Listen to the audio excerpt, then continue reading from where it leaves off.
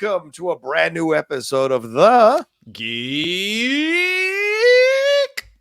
Buddies.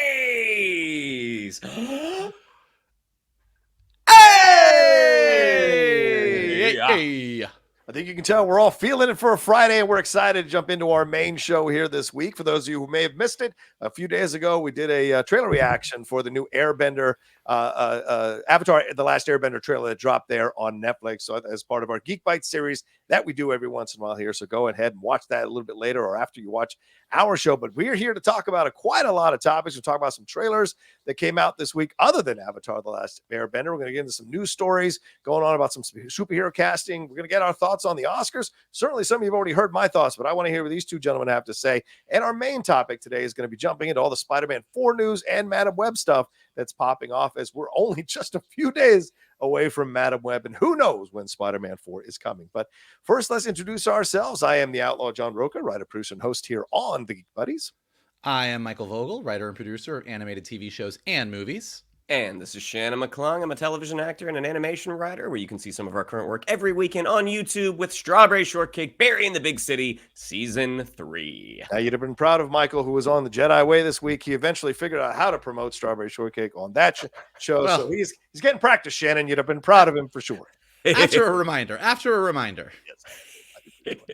But yeah, we're going to get into the way the show works for those of you who may be new and trying this out for the first time. First of all, thank you. And second of all, the way the show works is each of us brings up a geek news item. We talk about it amongst ourselves. We take breaks in between the news items, and then we get to our main topic, which is our discussion on Spider-Man 4 and Madam Web. But I kick off this series of conversations here. We've got ourselves quite an interesting set of casting that is going on here. Some superhero casting update news.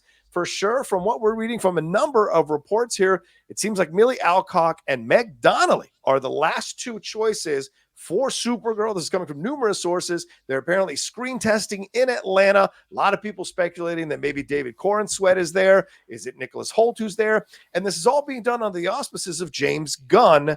And I imagine Peter Safran has some input as well, because they have not announced a director for Supergirl. So this is being done without the director's input or approval, unless James Gunn is possibly bringing in a director or keeping a director that he wants to announce a little bit later in the loop with all of this. So it's fascinating. And we also got some Sentry stuff, which I'll bring up in a second. But first, I want to hear what these two gentlemen have to say about the fact that we've narrowed it down to Millie Alcock and Meg Donnelly. What are y'all's thoughts here? Michael, I'll go to you first. Money's on Millie. Okay. My money's on Millie. But also, I think that on the director front of things, I think it's because she's going to be in Superman Legacy.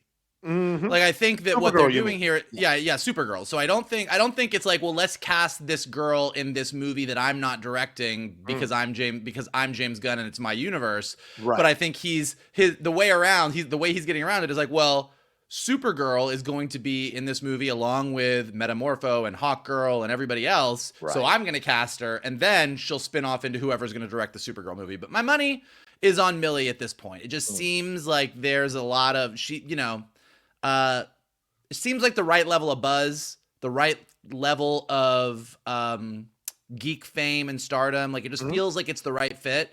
And also, just given the work that she's done, it seems like it's a right fit for the Tom King story that the movie is going to be adapted from. Okay. Shannon, what are your thoughts on this? Yeah, Supergirl, Woman of Tomorrow, a bit of a harder edge here. Millie Alcock, Meg Donnelly. It looks like Emilia Jones. What Jeff said yesterday in Hot Mike, I don't know if it's true. What he's speculating is, from the way he's reading how it was laid out in the article, that she refused to test. Like, maybe she felt like, look, there's enough of my work. I don't need to be testing for this. Whereas Millie and Meg are a little bit newer actresses, so maybe she pulled herself out of the situation. What do you think about these final two choices? Do you wish Emilia had been in there? And there was rumors that Kaylee Spaney, also from Priscilla, had auditioned for this. Your thoughts? I mean, it's interesting, the whole testing, the testing argument, because, Rachel Brosnahan tested for Lois Lane. I mean, right. True. And arguably a pretty big star. I mean, and the star is only going to get larger after what I imagine is going to be a killer performance by her. Yeah. Between those two, I'm really hoping it's Meg Donnelly. I mean, again, knowing that she is the voice of the animated Supergirl. And obviously she has a live action on camera career, but the win for voice actors for her to get that role, I think would be awesome. When you talk about that Tom King run, you talk about that harder edge. Yeah. Aesthetically, you look at Millie Alcock. I mean, it's like, yeah, I could see you in a bar fight like that. But yeah, my heart just goes out to the dark horse right now. I mean, I would really love it if Meg Donnelly got it. And when you look at Meg Donnelly and you look at David Cornsweet, it's not like they're carbon copies of each other, but I'm like, I could see you two being related. Yeah. Either way, these are both two solid choices. Okay. All right. Well, let's move over to, well, first of all, I think I side more with Michael. I think it is the Millie Alcock approach because we've seen her endure some shit in House of the Dragon. So I wouldn't be surprised if they went that route. But who knows, Shannon? I mean, because Meg has more of the kind of quote unquote all-American look that they might want to have with the Superman, Supergirl approach. So they may go that route. And maybe they don't want her to be necessarily hard-edged by the trauma. Maybe they want her to give out a little bit more of the approachable experience from the trauma. So I don't know. It's going to be an interesting decision for sure to see what James Gunn essentially lands on. And Mike, you make an excellent point. He is directing Superman Legacy, and it seems like she's going to be in it. So why not have him be a part of it? Of course, he runs the whole DC universe now as well. The second part of this, let's get into this. Louis Pullman is apparently the front runner now to take the job of Sentry.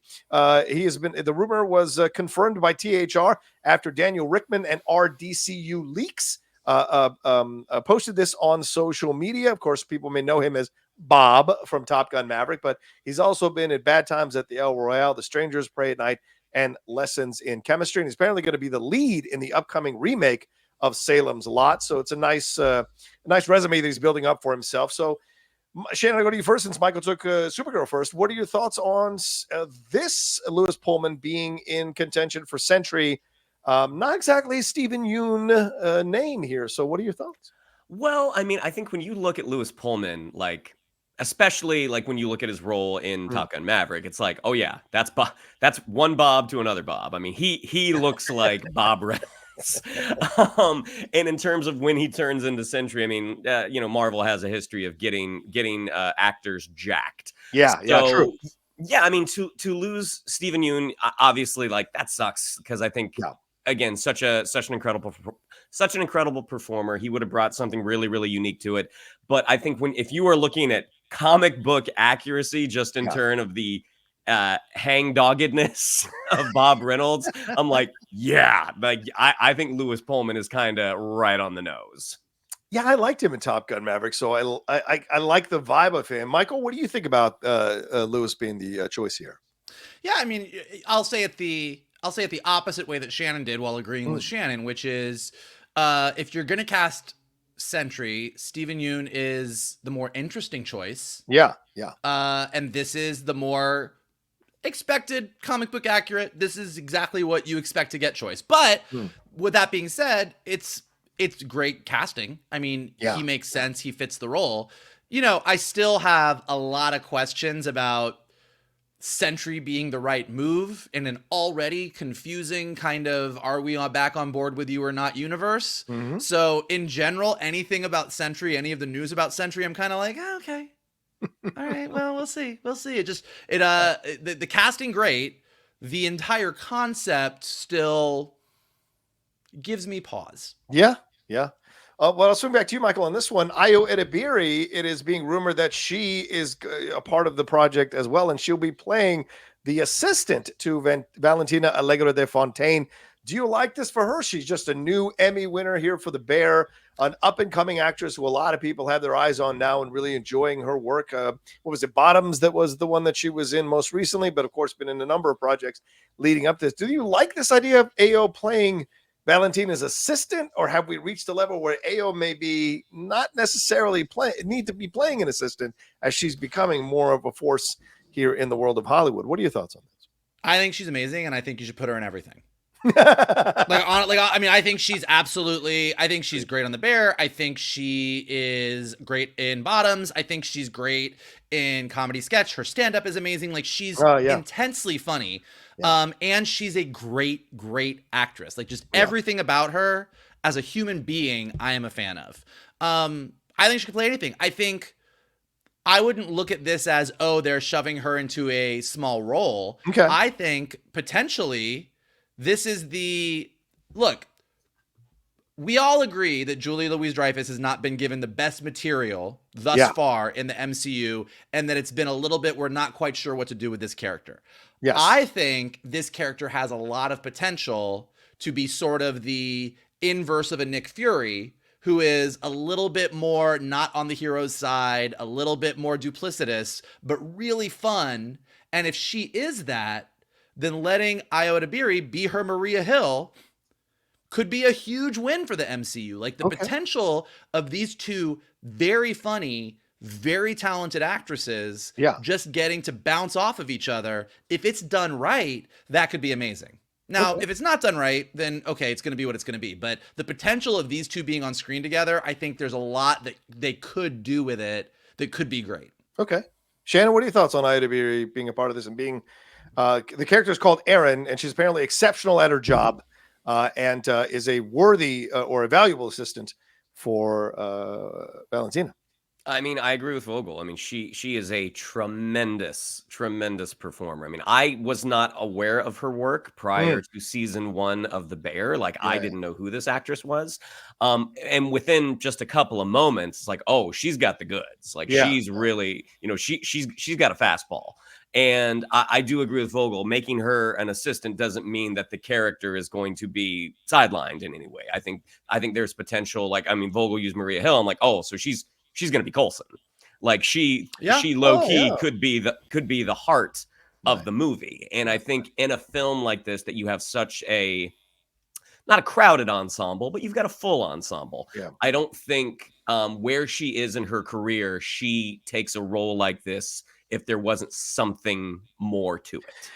Right. And I think that's where you're right. And which is why I feel Sentry maybe I think this is, I'm going to say this is what I believe. Stephen Yeun, I think, walked away from the project as soon as they kind of rewrote the movie and Sentry wasn't as big of a deal. That's what I think it is. He said it was personal stuff, but then he accepted the lead in a Lee Isaac Chung movie. And the actors they've gone after have nowhere near the name recognition that Stephen Yeun has. So that tells me that they've kind of minimized that role. They may have minimized the role to increase Erin's role, which is why you go and get someone like Ayo Edebiri to be a part of your project, because you don't want her in for like 5 minutes. You want her in to be an essential part of the film. So maybe they felt they had to sacrifice one kind of outer role to elevate another outer role here to make it more of an essential part of the movie. So that's how I read this. Man, I could be way off. It's just how I read this.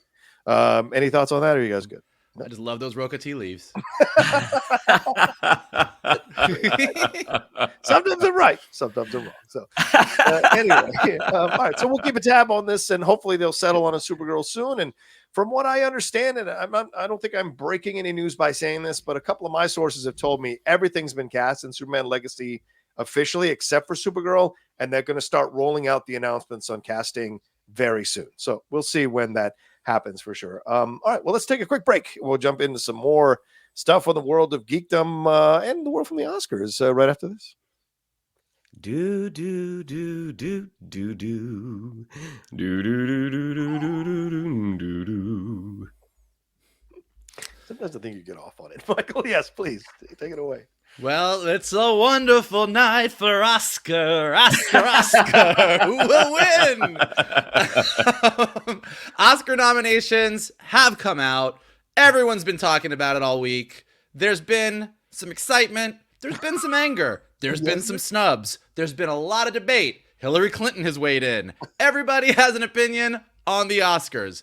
John, I know that you've been talking about it all week already. Yes. No one needs to hear from me. You guys take it. I like hearing from you. I think that couple highlights just right off the bat. Obviously, Oppenheimer, Poor Things, Barbie, a lot of movies that were expected to have a lot of nominations got a lot of nominations. Greta Gerwig and Margot Robbie did not get nominations. I don't know if you've heard. And that has been a big bone of contention. Ryan Gosling, who was nominated for Best Supporting Actor, has weighed in on it. Saltburn was Saltburned. No nominations for them. And all in all, I think it's a interesting year. A lot of times, this is my opinion, but a lot of times when you get to Oscar season and you get to the nominations, you go, okay, either it's like what you expected or it's a lot of things you didn't really care about. Look, there's been some snubs, there's some things that surprised me, but overall, it's an interesting year. There's a lot of really interesting performances. There's a lot of categories where I think I know who's going to win, but it could go either way. So I guess since John's already weighed in, although I do want to hear more from John, Shannon, what are your thoughts on this year's nominations? I mean, I think when you look, I mean, we'll just jump right to Margot Robbie and Greta Gerwig. In terms of Margot Robbie not getting a nomination for Best Actress, it's like, yeah, she was great in that movie. Yeah.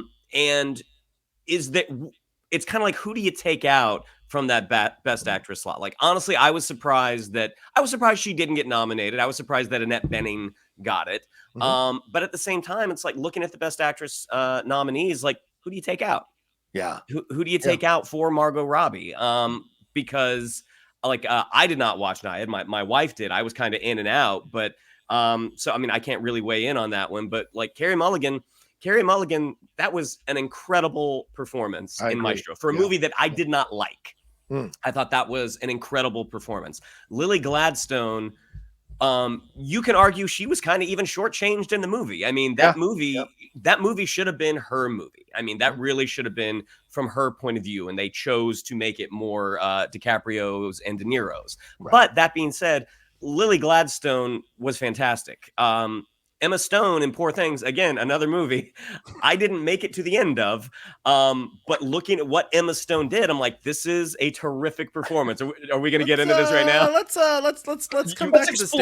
You want to loop back to that? I just want to be clear, mainly because Poor Things is maybe one of my favorite movies of the year, that I got several text messages yesterday from somebody who walked out of Poor Things. We'll loop back to that, but that's kind of my thing. That's kind of my thing with Margot Robbie. It's like, look, yeah, that sucks that she didn't get nominated. Was she absolutely robbed? No. This happens every year where people that you want to get nominated don't get nominated. Now, I think you can make the argument for Greta Gerwig. Just looking at what she did, looking at what the film was based on. It is based off of a doll that was created more than 60 years ago.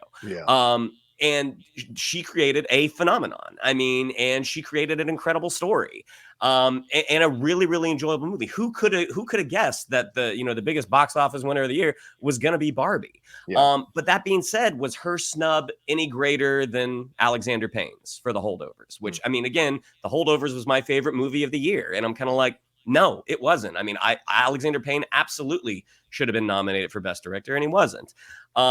But I think you look at the Best Director nominees. I mean, Justine Triet for Anatomy of a Fall, like that movie was challenging for American audiences because it's not the type of thing that we're used to seeing, this really, really long legal epic, but it was an incredible movie. Martin Scorsese, Killers of the Flower Moon, I think that's the one you can make the argument that, he kind of got that legacy nomination, even though like that was a really well-made movie.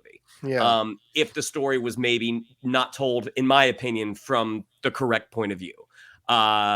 Christopher Nolan, Oppenheimer, like he's probably gonna win. Poor Things, I am not a fan of Yorgos Lanthimos, and I haven't seen The Zone of Interest, so again, I can't weigh in on that one. But yeah, I mean, I think like it sucks that they didn't get nominated, and I get that it is a funny meme, the Ryan Gosling being nominated for Ken.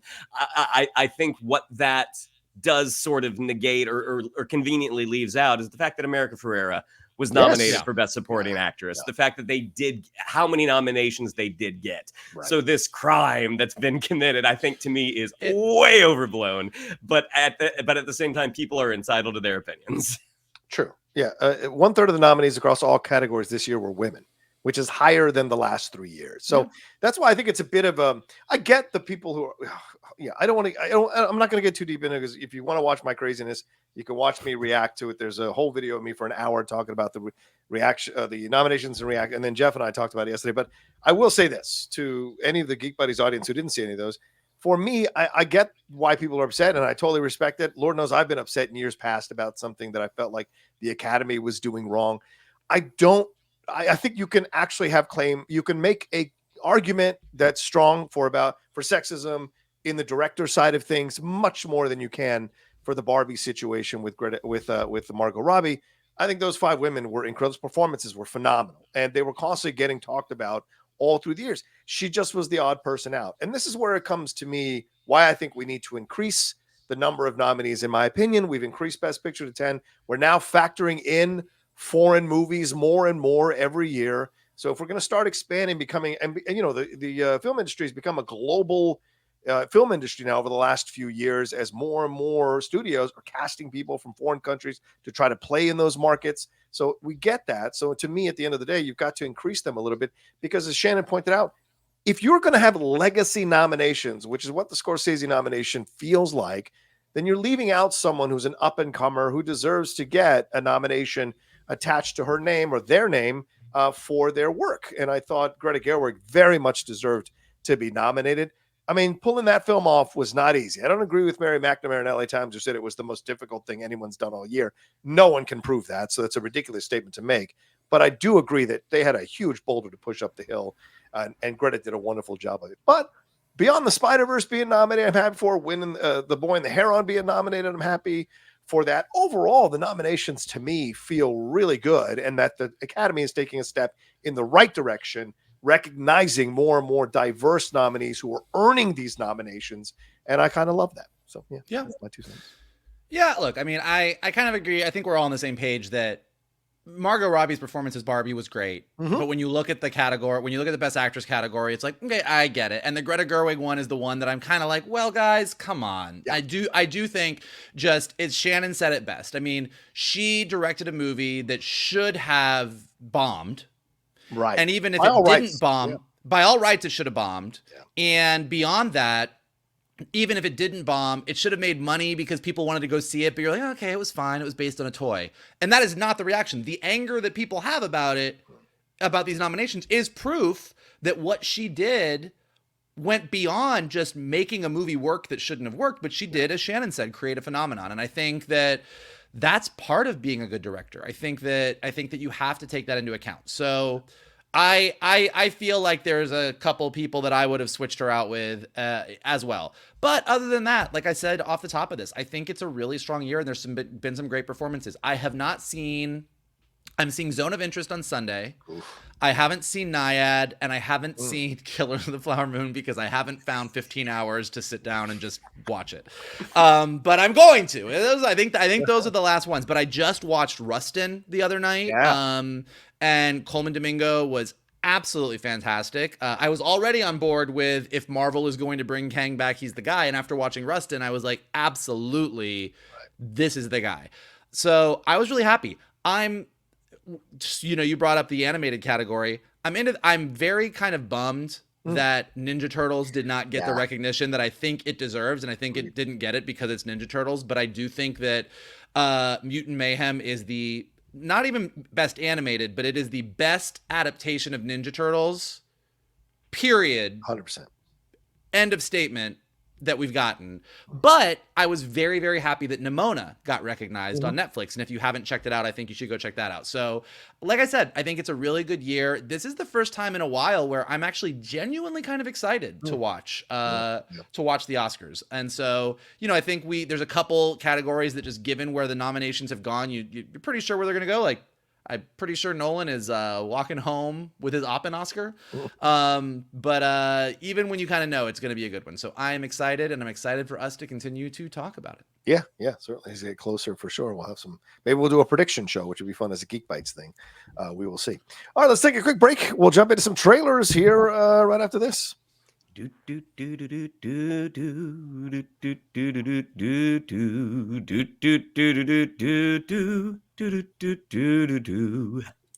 go. All right, Mr. McClung. Yes, please take it away, my friend. So what we did this morning, dear audience, was what Johnny calls calling an audible. We had 3 trailers lined up, and then 2 trailers came out that I'm like, I think we got to talk about these instead. And the first one that happened in this section of trailers is from Dev Patel and producer Jordan Peele, and it is called Monkey Man. So this is the Dev Patel action treatment. I mean, I can't. This trailer just blew me away. I mean, the synopsis is: a recently released ex-felon living in India struggles to adjust to a world of corporate greed and eroding spiritual values. Yeah. If that is not a soft sell on a movie, I don't know what is, because this just looks like Dev Patel, who is already an incredible performer, but this is a story by him, directed. I think it was directed by him as well.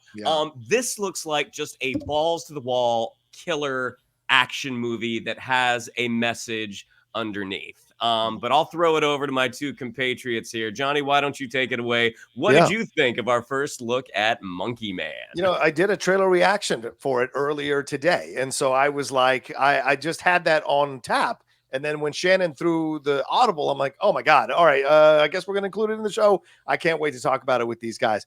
This was fucking badass. This is absolutely a John Rocha movie. Revenge inspired by the mom against a corrupt guy who is rich and hates poor people. Sign me up. And then you've got it through the Indian point of view. I love this. And I love Dev Patel. Never even thought of him for an action movie. Seeing what he can do here was just incredible. And this may be a little bit of a low-key application for the James Bond role down the road, which I kind of am much more on board with now after seeing this trailer. But this, for a directorial debut, this looks incredible. And this is a great way to kind of take advantage of what's happening now, which is more Indian cinema becoming a part of the American conversation for films domestically that we're here talking about. Bollywood films, Indian films, RRR was a big deal. Those have been coming. I've seen my friends' YouTube channels who've been talking about Indian films for the last few years really blow up here recently. So it's been great to see. And I love that Dev is going back to his culture to tell what is a one person against a corrupt system thing that is universal across all countries, and doing it in such a funny and badass action way. So I couldn't believe it. I was 100% on board, and Jordan Peele made the right decision to take this off streaming and put it up on the big screen to see how people react to it. Mikey, what'd you think? Well, I have a confession. I have always had a low-key crush on Dev Patel. So this trailer gave what my grandmother used to call, gave me the vapors. I was into this trailer on many levels.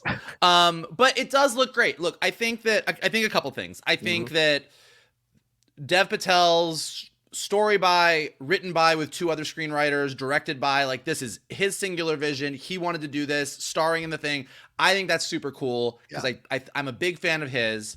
I think, to John's point, I'll put this under I love that Jordan Peele is producing this. And what I love is that, look, Jordan Peele's movies, very clearly from a very specific perspective. He kind of took horror and said, let me tell you horror through the Black experience. But I love that even in these movies that he's producing, he's letting Dev Patel tell his authentic story, and he's supporting that. Like, he's just supporting authentic stories from authentic storytellers across the board, and letting Dev Patel tell this story that would have been very much like this is like Dev Patel doing John Wick. But it's Dev Patel doing John Wick through an Indian perspective, which kind of changes everything and gives it a very specific flavor and a specific reason for being that I think is going to be really, really fun. In general, I am kind of oddly into this direction that action is taking. I think John Wick really set the stage for this, but like there is this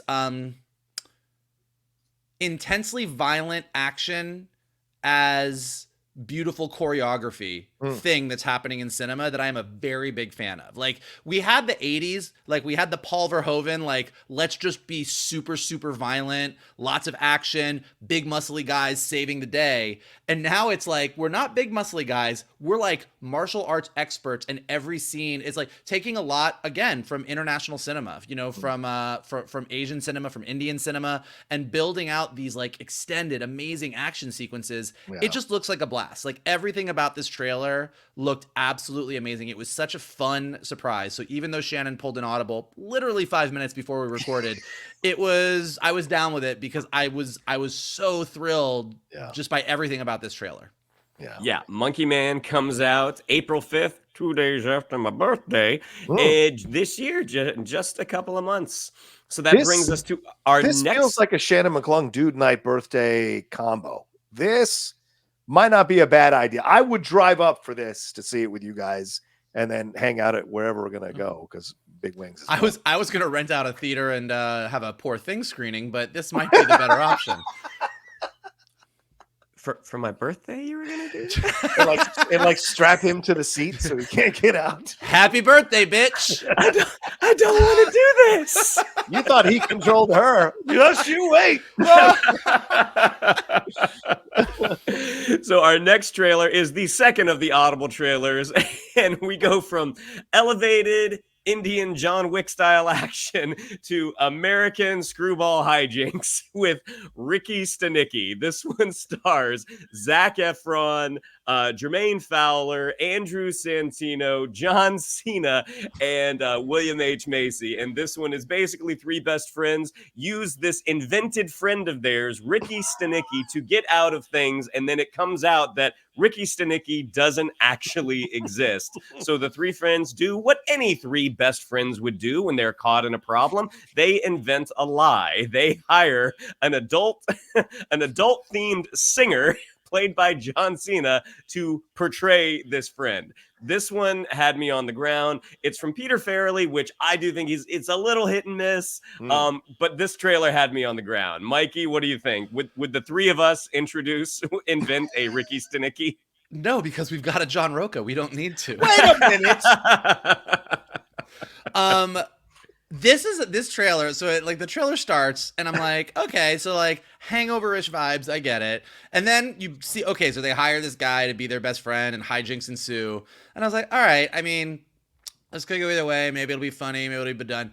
But the way that John Cena's character grasps onto this role, and then even when they're like, we're done, you need to leave, and he's like, no, this is the best my life has ever been. I'm not going anywhere. Really did get me. Like, I was like, okay, this is like if it was just a let's see if we can pull this off movie, it would have been like, okay, but then him being like, no, this is what I want. I'm Ricky Stanicky. It's probably going to be stupid as fuck, but I'm definitely going to watch it. Like, I was in. I was sold. Yeah, Rocha, I mean, Stanoka, what do you think of Ricky Stanicky? Oh, bro, look, first of all, that's the nickname for your stomach is Ricky Stanicky. But yes, this is the situation. I would say I loved this trailer. I went in like, oh, Zach, do you really want to follow up Iron Claw with this? But then you don't know when this stuff's coming out. But this what was the one he did with Michael B. Jordan a few years ago? This feels like those guys grew up. And this is like a sequel, kind of like an unofficial sequel to that film when I think they were trying to get laid or having trouble with the relationships or whatever. This feels like a sequel to that film because he's got a white friend and a black friend there. And Andrew Santino, I've fallen into the wormhole of him and Bobby Lee on their Bad Friends podcast through TikTok. Like I've seen clips on TikTok. I go, I got to watch this. These guys break all the fucking rules they shouldn't be breaking, and it's funny as hell. So to see him doing like a regular role like this, he's damn good in the trailer that we saw. So I like this. And this is Cena now. He is owning this area of comedy 100%. Vacation Friends, that first one is incredible. I haven't seen the sequel. The first one was fucking funny as shit. There's so much funny stuff in Peacemaker, along with actual real human emotion that he's showing you. So this is his wheelhouse. This kind of comedy Cena can do with his eyes closed. And I'm telling you, as a wrestling fan, I never knew Cena had this. He never showed this during the WWE. Everyone else was kind of doing comedy. He was the center stage. He was the lead. Now to see him being able to kind of let his freak flag fly in so many fun ways. I mean, he's cross-dressing through half of the trailer. There's weird shit going on with dogs on the stage. So the fact that he's willing to get into this, I think was great. And, you need someone like Zach to kind of anchor this. And I like that Zach's instincts still are to have a little fun as he had with Neighbors and other things. So to me, I'm in. I'm 100%. That's a really good point about Zach. I do want to just throw that out. Zach is having a good balance between here's the thing that my very dramatic, I hope I get nominated for an Oscar. Let me go have some fun, as opposed to maybe some other people who are getting a little serious going after that Oscar and spending 6 years learning how to compose a 5-minute scene.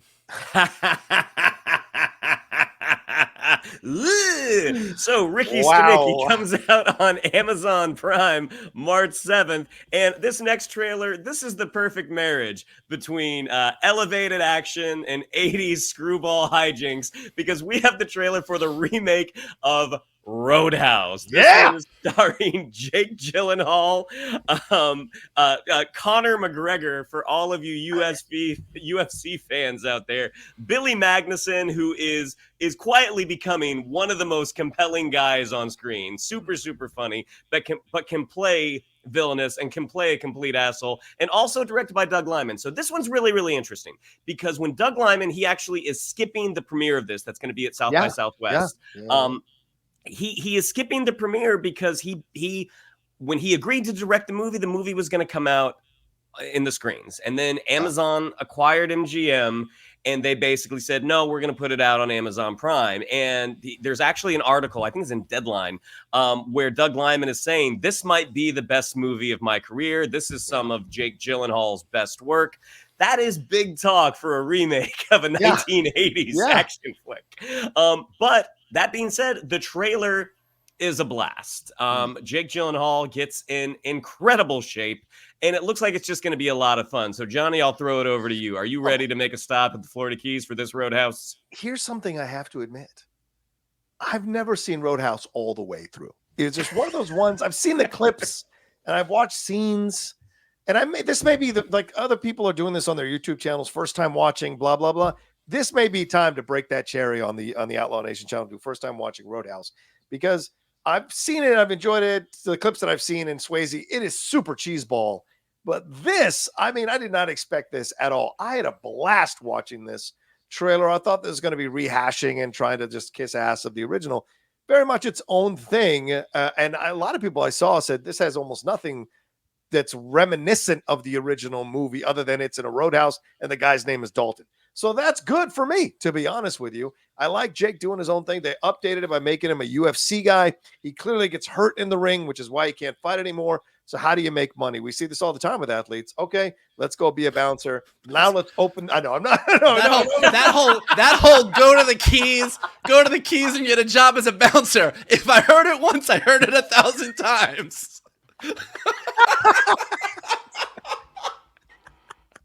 we see this all the time. I know. I realized I was trying to make it more serious than it actually was. But either way, man's gotta live. Man's gotta live. But Jessica Williams from Shrinking, which I have not seen yet, so I've got to get on that, because more than 5 people have told me this is a great series.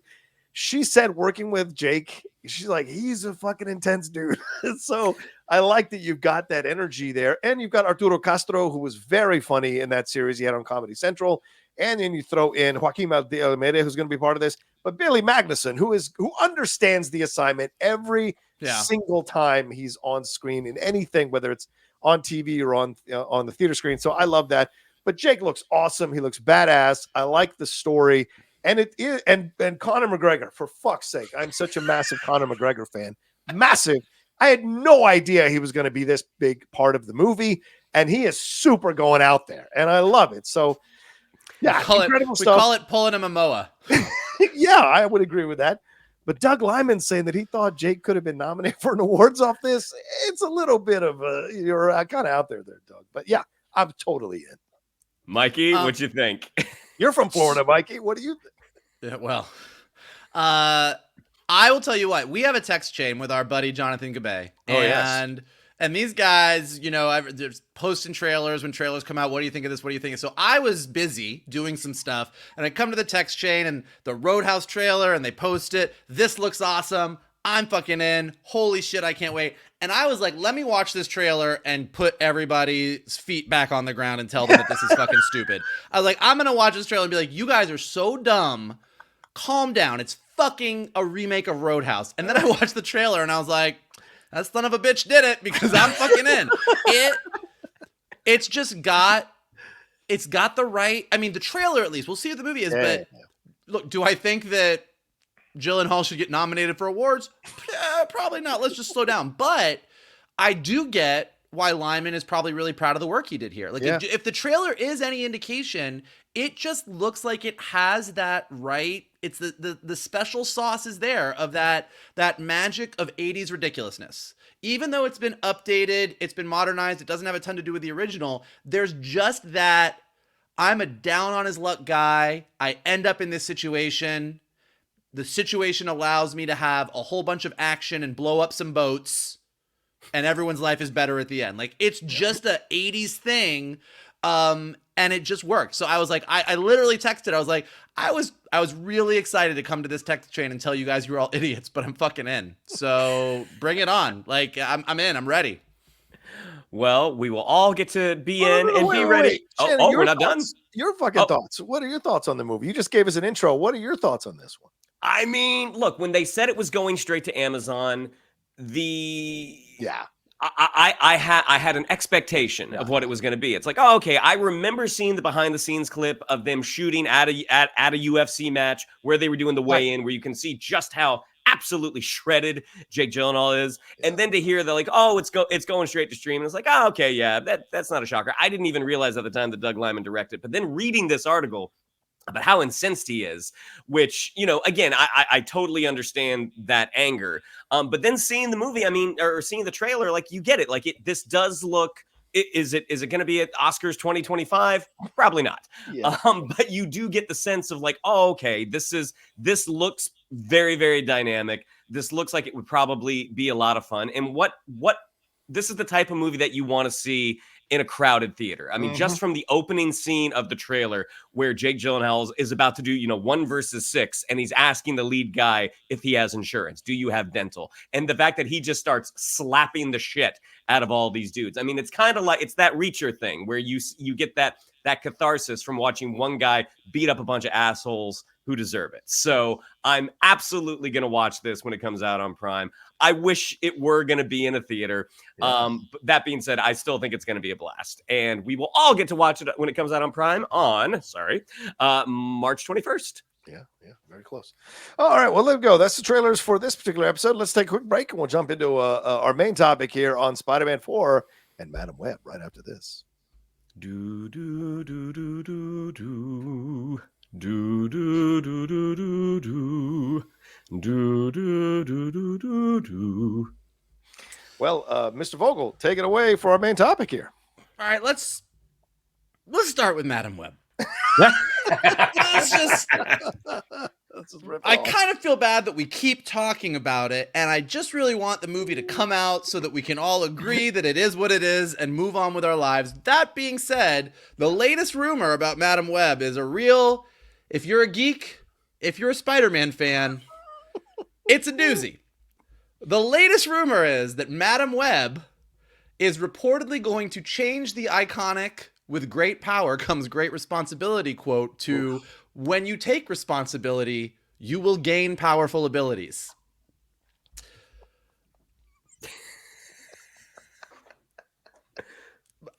I want to get my buddy's reaction on this, but before they react, I will just say, how very dare. How very dare. Gentlemen, what do you think of this latest rumor of everybody's favorite new addition to Sony's Spider-Man extended un-Spider-Man-ish universe, aka Spunk or whatever we call it? What do you think of this? I mean, okay.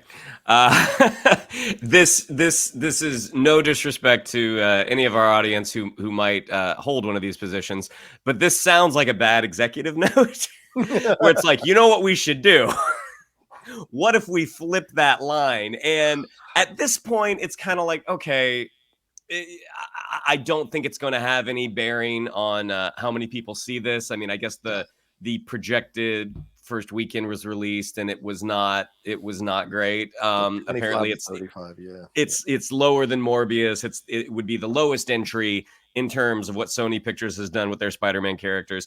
It just seems it's kind of clunky, but I guess that is kind of par for the course when you talk about when my mom was researching spiders in the Amazon before she died or something. So it seems pretty consistent at this point. And look, we never want to shit on a movie because a lot of people work very, very hard on these things, and sometimes they just don't come out.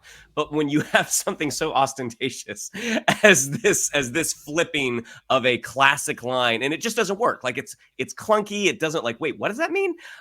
So yeah, it's just kind of silly. And again, like, I don't want to shit on the movie. I'll certainly be there, maybe not opening weekend, but within the first week. I guess we'll see what happens. Maybe it's going to be great. Who knows? Yeah, we should give credit I think we're pretty clear. I think we're pretty clear on the fact of whether or not it's going to be great. But yes, continue, John. I apologize. Yeah, we should give credit to @Cryptic 4K Qual, who is the one who broke this and posted about it, and people have picked it up and kind of given it a little bit of validity. So if this is the line, I just don't understand. When you take responsibility, you will gain powerful ability. So it's this idea that I understand why they're making the change. Like, if I want to go super hippy dippy, like this idea of with great power comes great responsibility. It's a bit like judging you. Like, if you get this, you better do this. You better understand this. Whereas when you take responsibility, you will gain power. It's making you, it's encourage you to make a more active choice, right? I understand the logic now. Do I think you should fuck with a classic line like this? Hell no. I just don't agree with it. I understand the reasoning because it allows for more freedom of will and freedom of choice, but I think it's ridiculous. And when you're already pushing maybe one of the biggest boulders you've ever seen up a hill to get anybody to watch your movie, to add even more of this stuff to set it up for ridicule and consternation from the geeks and the nerds that you want to come see this movie, I think it's just such a bad idea on so many levels. And I don't know, man. I don't understand the logic, to be honest. I mean, I get why. I just don't understand the logic. Yeah. I mean, look, if it's true, two things on it, and then we're talking about Spider-Man 4. Okay. But I do understand, like, look, with great power comes great responsibility is what Uncle Ben says to Peter Parker, yes, or in the Marvel Cinematic Universe, what Aunt May says to Peter Parker. It is this is a Peter Parker thing. As we are all well aware, and we've talked about, there's no Peter Parker in this Sony universe. Yeah, true. So you can't actually go, all right, well, let's have everybody say great power and great responsibility to everybody. And just because it's a Spider-Man movie, since there's no Peter Parker, there's no real reason to say it. Right. But taking it then and being like, well, we still want to get in there and maybe this is what somebody says to Adam Scott, who plays Uncle Ben, which makes him go, oh, I'm going to flip this and tell my nephew one. Like, I don't know what they're planning with it. Yeah. But kind of to John's point, not only is it just a weird thing to do and like, why are you doing it? If there was a really great reason and they had a way that they were going to do it, like, there's probably ways it could make sense. My biggest issue with it is it actually is the exact opposite of the lesson that Spider-Man learns. Okay. Like, by inverting it, you actually invert the lesson. Like, the Spider-Man lesson is when you have the ability to do something, you have a responsibility to act. And the reason that phrase has lodged in every geek's head ever since Uncle Ben said it is because it's not just talking about superpowers. If you have the power, whether that is financial power, whether that is the emotional power, whether that is any kind of power that you have in any situation, if you are the person in control, it gives you a responsibility to do the right thing. It's what drives Spider-Man. It's what drives tons of superheroes. Saying, hey, do the right thing, you're going to get some power. That basically is like, hey, that's a do this and then we'll give you something. Yeah. It's you're going to get something for something. And it's the opposite lesson. So I just think in kind of the bigger picture fashion, getting out of, oh, that's not exactly what was said, or you have to say it this way. It's just from a sort of thematic standpoint of superhero psychology. Yeah. I think it's the wrong message. And speaking of doing the wrong thing, over on the Spider-Man 4 front, the latest rumors have come out that Sony and Marvel are a little bit at odds on what to do with Spider-Man 4. Yeah. As everyone has already covered, I believe we've talked about it as well. It seems that Marvel and Kevin Feige want Spider-Man 4 to be a bit more grounded after the multiversal adventures of Spider-Man No Way Home. The rumors are that Kingpin is potentially going to be one of the big bads in the movie. As we know from the ending of Spider-Man No Way Home, nobody knows who Peter Parker is. He no longer has the Avengers at his back. He no longer has his Tony Stark suits. He's sewn his own suit. He's living in a tiny apartment. Like, this is much more the Peter Parker that we know from the beginning of the comics, a guy who's doing it all on his own. He is literally just your friendly neighborhood Spider-Man. And that really seems to be the direction they're going. But Sony, probably because they're having some trouble in their own Spider-Man universe and looking at how much money Spider-Man No Way Home made, really want Spider-Man 4 to be another big multiversal adventure and really want Andrew Garfield and Tobey Maguire to come back and just make the Spider-Man franchise look at all the Spider-Men doing all the things. What do you think, guys? I think Sony is, and if this is really where they want to go, I think they're idiots for wanting to do this, because you remove the exclusivity and the specialness of Spider-Man No Way Home if these guys just keep showing up in Spider-Man 4, Spider-Man 5, Spider-Man 6, if they keep showing up here. Because again, what is the big complaint people have had? Can't Tom Holland just lead his own movie? That has been the kind of sub-complaint that people have had about these 3 Spider-Man films. It's Michael Keaton or it's Jake Gyllenhaal. You know, why can't we have him do his own thing? And so if you're going to, and then they brought in Toby and Andrew. So great. And it worked. I loved Spider-Man No Way Home. I just watch it all the time. I love it so much. Now you go into this one, you go, okay, let's reset everything. Nobody remembers who he is. Why are you going to go big with this? You've got to rebuild it back up again so that you have the great finale. People forget this. The reason things work is because you build to them. You build to the finale. You build to the crescendo. Whether it's a monologue or a series or a trilogy, you got to build to the big bang. Not big bang at every installment, because then it just becomes a mixture of big bangs and you have Fast and Furious, and that you don't want that with Spider-Man. So to me, I think that's a massive mistake for Sony to want to do this. And I agree with you, Michael. As you pointed out, it feels like a desperation move so that they can match kind of the rhythm and the pattern that they've established on the Sony Spider-Verse side of things. And it's not the way to go with this. It's not the way to go with this. Tom is a fantastic actor. Let's slow it down. Let's bring it ground level. Sure, give me Kingpin. Give me a Daredevil appearance. I'm cool with that. But you start shoving in multiple universes, multiple Spider-Man and everything, you're just going to lose it, man. So I think it's a dumb move, and I hope Tom is one of those people saying, no, fuck no, we're not doing this. You know? Yeah, you look at both studios' points of view, and you can kind of understand where they're both coming from. I mean, I think the majority of the audience is probably with Marvel. That no, where the character is right now, this is what you need. This is what you need to do with him. Not only is it sort of the natural next step, but also it does address some of the criticisms that John already referenced. The fact that Homecoming was co-starring Iron Man. Far From Home was co-starring Nick Fury. No Way Home was co-starring 2 other Spider-Men and Doctor Strange. Let Peter Parker give people the Spider-Man movie that they have wanted for a very, very long time. This kid who is just barely making it by, not just as a superhero, but as his alter ego as well. He's back to that point where he can't tell anyone who he is. I mean, Spider-Man Homecoming, 2 people already knew who Spider-Man was? We've never had, with Tom Holland, the theatrical experience of him protecting that secret identity the way that, Tobey Maguire did, let's say, in the first Spider-Man movie. From Sony's point of view, you do kind of get it. It's like, look, not only was No Way Home our most successful movie ever, Far From Home was our second most successful movie ever. And what have those movies done? They have gotten bigger and bigger and bigger. So from their point of view, it's like, well, no, we have to go bigger. The only way we're going to keep making money is if we go bigger. And look at the Spider-Verse movies. Look at all those Spider-Men. Throw them all in there. That's going to make the most money. Again, I think that's kind of a flawed. I think it's a flawed point of view, but that is their point of view. I think what they're neglecting to think is what is the thing that has made this Spider-Man movie, these Spider-Man movies so compelling? Not just the fact that they are part of the MCU, but because of Tom Holland. Yeah. The journey that Peter Parker has had to go on.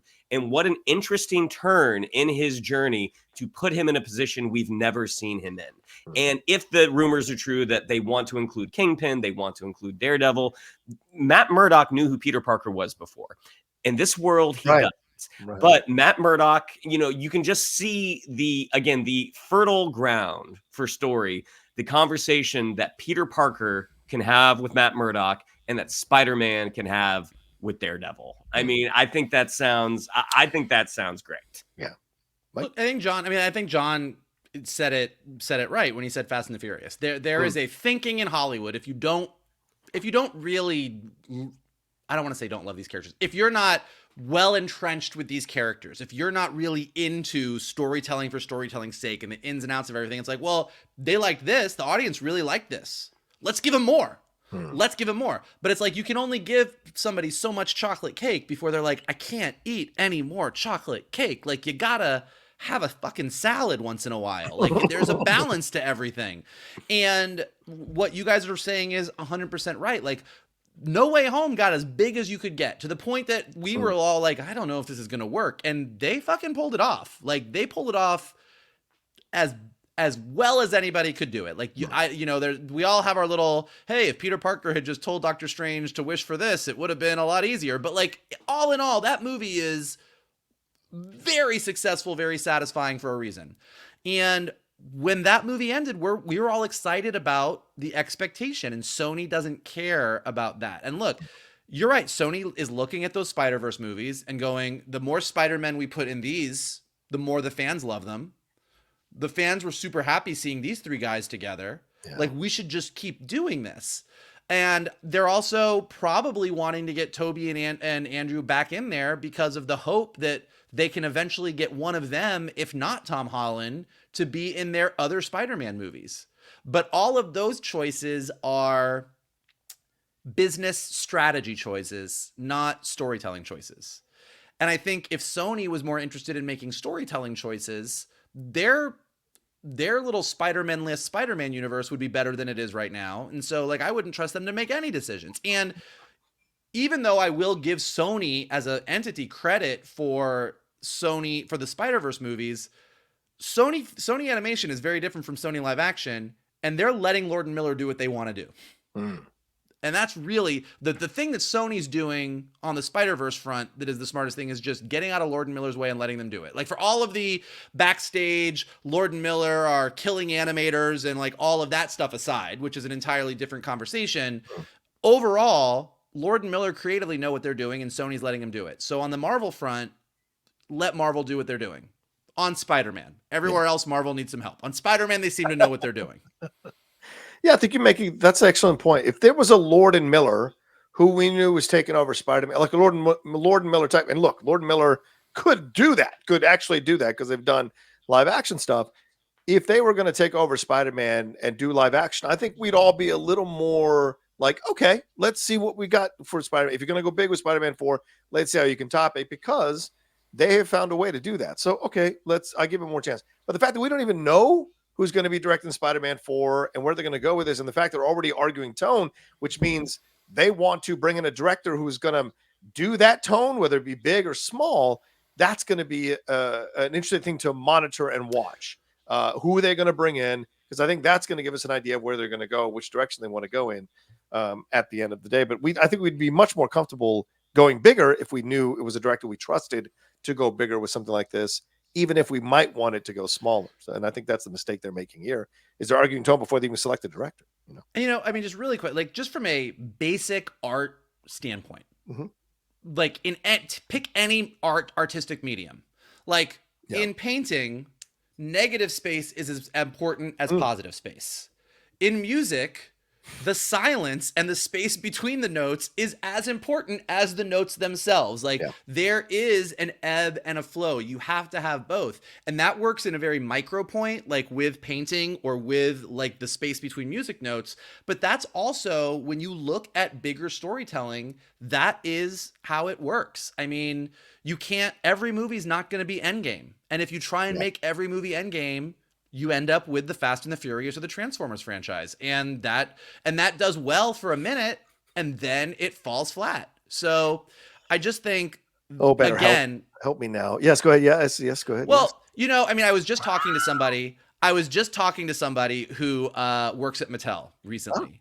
And I was saying, do you think Mattel learned the right lessons from Barbie? And this person was like, I don't think they did. And it's just the thing that happens over and over is when something is successful, there is a certain level of people that go, this was successful. Here's why, let's do it. And they're oftentimes just off the mark. And I think this is definitely one of those examples here. Do you think there is a hesitance from Sony's side looking at some of the inconsistencies with the MCU in Phase 4 and Phase 5, and like, we don't want you to kill the goose that laid the golden egg? We feel like maybe we should kind of dictate it more from here on in. It's a really good point, because I think that Sony 5 years ago probably wouldn't be arguing back as much. 6 years ago, 7 years ago, however many. Like, there was a point where Marvel said, here's what we're doing. You kind of were like, all right, I don't fucking know, but they seem to know what they're talking about. And right now, I think there is a little bit like, you guys aren't as perfect as you think you are, and it's showing in the box office. And we're really concerned that if you go in this direction with Spider-Man, it's going to sink our biggest franchise, and we have to protect it. And I do think there probably is that conversation happening behind the scenes right now. And again, there's probably a level of validity there, except at the end of the day, and as geeks, this happens all the time. There's certain things we can all argue about. Yeah. We talk about it all the time. The Last Jedi, Zack Snyder movies. There's certain things where geeks across the board are like, we are split on this. But then there's certain things where you're like, no, guys, come on. And I don't know anyone. And all of you listening can tell me in the comments that I'm wrong and that I'm a crazy guy, but I don't know anyone who's like, wow, No Way Home was great. Let's have Tobey Maguire and Andrew Garfield in every Spider-Man movie moving forward. I think most people are like, yeah, look, I love Spider-Verse. I love seeing all the Spider-Men there. I think No Way Home is great. You want to tell me that you're going to do a Peter Parker, Miles Morales movie? Now we're talking, but I like this Peter Parker on his own trying to figure things out. Like, I think that's exciting. That's the most interesting thing. Show me that. Yeah, because we brought in our experiences with Toby and Andrew from those previous films. And in a way, No Way Home kind of like gives you closure on those series, both of those series, and the first three films of the Tom Holland journey as Peter Parker. So we need to see what's next for Andrew and what's next for Toby and what's next for Tom before you bring them all back together in a movie. I think that's the smarter route. Be patient, wait 10 more years, and then if they want to bring them together, you can. I mean, I think Toby's here's, if you're going to get really, because this, and I think this is Marvel also being like, no, guys, fuck you. Because we've all heard the rumors that, oh, maybe Andrew Garfield will be in the Sony Spider-Man movies. And that we've all heard those rumors. But, and I would argue that I do think you're right. I think No Way Home does kind of give you closure on Toby's story. He and Octavius have their moment. Him and MJ are working things out. He seems like he's pretty secure in his life. Andrew Garfield's Spider-Man, you do get that moment where he saves MJ, but he clearly, his life is a little bit of a mess. He's a Spider-Man who's still got a lot to work through. And I think there probably are some really compelling stories of that version of Andrew Garfield's Spider-Man moving forward. But if I'm Marvel, and it's the opposite of what Shannon said. I'm Marvel, and I'm like, guys, we're losing the fans. We got to get our shit together. The Kang thing is a mess. What are we doing with phases? Like, how are we getting to Secret Wars? Like, we got all this stuff to do. The last thing they want is to have Marvel's Spider-Man movie starring Tom Holland coming out in fall of 2026. Yeah. And then the Andrew Garfield Spider-Man movie coming out in spring. Like, they don't want to have a competing Spider-Man movie because it doesn't serve them either way. If the movie's garbage, audiences are like, we have too much Spider-Man. We don't want to see any of it. And if the movies happen to be great, then now they have a competitor Yeah. Like there's two Spider-Men competing. Like it doesn't work for Marvel either way. So it makes sense that Marvel's like, guys, we're not giving you a fucking Spider-Man. So then Sony's like, fine, put them in your movie. And they're like, we're not doing that either. So you can get on both sides where the arguments are coming from. Sony's like, come on, man, help a brother out. Y'all got any of those? Y'all got any of those Spider-Man? All right. Well, there you go. Shannon, do you have any final words on this, or are you good? No, I'm good. Okay. All right. Well, there you go. That's been our episode of the Geek Buddies. Thank you all so much for joining us. What do we have to tell them, Shannon? Yeah, if you'd like to follow us on social media, on Twitter, it's at geek_buddies, on Instagram at _geek_buddies. If you'd like to follow me on social media, on Twitter, it's at Shannon_McClung, on Instagram at Shannon the Geek Buddy. If you would like to follow Mr. Vogel and tell him that you want Tobey Maguire and Andrew Garfield and everything, you can follow him at MKToon. If you would like to follow Mr. Rocha and just tell him he's a swell guy, it's at The Rocha Says. There you go. Thank you. Mikey? Yep. Yeah, thank you very much, Mr. Rocha. You can do a couple things for us. First and foremost, either let Shannon know that he made the right move by walking out of Poor Things, or tell him that he's a goddamn idiot and he should watch the rest of the movie. I'm pretty sure that that's going to be evenly split in the comments, and I'm really curious to see how it goes. Additionally, go ahead and smash that like button, subscribe to Johnny's Outlaw Nation page, check out all the amazing content he's got there. Leave your non-Poor Things comments below as well. Let us know what you thought of everything we talked about today. If you're listening to the podcast, go ahead and leave us some stars and comments so we go up in the rankings and more people can find us. And as always, the best thing you can do is retweet this video, post it on your socials, send it to your friends, and tell them to hang out with your buddies, the Geek Buddies. And as Michael mentions the podcast, I want to do a really strong push for you all to subscribe to the podcast. We've just gotten 2 great new sponsors in BetterHelp and HelloFresh, and it's exciting to have them come aboard the Geek Buddies train. So the way we can keep them aboard is for you all to subscribe to the podcast. And if you can try out their stuff and say that you're into their stuff, we would appreciate it. So just giving you a little bit of a nudge here to go and subscribe to the podcast. It is available wherever you download podcasts, so you can have it with you and you can listen to us any time of the day. You don't have to look at our pretty faces. All right. Thank you all so much. We love you madly. Take care of yourselves. Be well. And we'll talk to you next time with another brand new episode here of the Geek Buddies.